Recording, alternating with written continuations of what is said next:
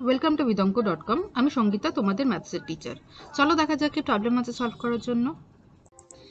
প্রমাণ করো যে ব্যাসই বৃত্তের বৃহত্তম জ্যা, মানে ব্যাস বা ডায়ামিটার হচ্ছে লার্জেস্ট কর্ড।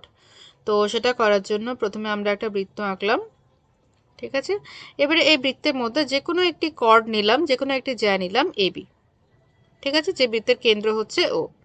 এবারে বি বিন্দু থেকে এই কেন্দ্রগামী একটি সরলরেখা আমরা অঙ্কন করলাম, যেটা কিনা হচ্ছে বৃত্তের ব্যাস, ঠিক আছে। এবারে এই ও বিন্দু থেকে আমরা কি করলাম, এ পর্যন্ত এটা ও আর এ যোগ করে দিলাম। তো তাহলে কি হলো, ও এ হলো বৃত্তের ব্যাসার্ধ, অ্যাজ ওয়েল অ্যাজ ও বিও হলো বৃত্তের ব্যাসার্ধ।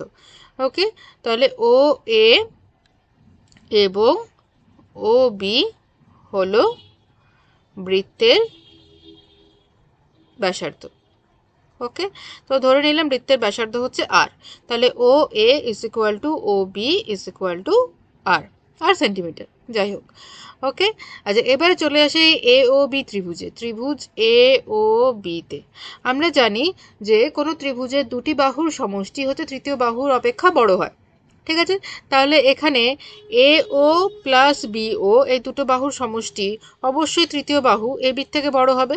তো এ ও হচ্ছে বৃত্তের ব্যাসার্ধ আর, ও বিও হচ্ছে আর, তাহলে r plus r is greater than A B. আমরা বলতে পারি two r is greater than A B. Two r কি, টু ইন্টু ব্যাসার্ধ হচ্ছে ব্যাস, ঠিক আছে। তাহলে টু ইন্টু ব্যাসার্ধ যদি ব্যাস হয়, তাহলে ব্যাস যদি আমরা ডি ধরি, ব্যাসটা যদি আমরা ডি ধরি, তাহলে ব্যাস বা ডায়ামিটার হচ্ছে এ বির থেকে বড়, ঠিক আছে।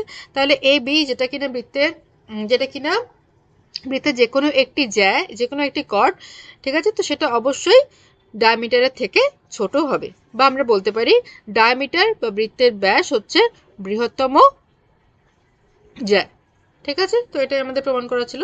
তো অতএব আমরা বলতে পারি ব্যাস হলো, বৃত্তের ব্যাস হলো বৃহত্তম জ্যা, বৃত্তের ব্যাস হলো বৃহত্তম জ্যা। ওকে, প্রমাণিত।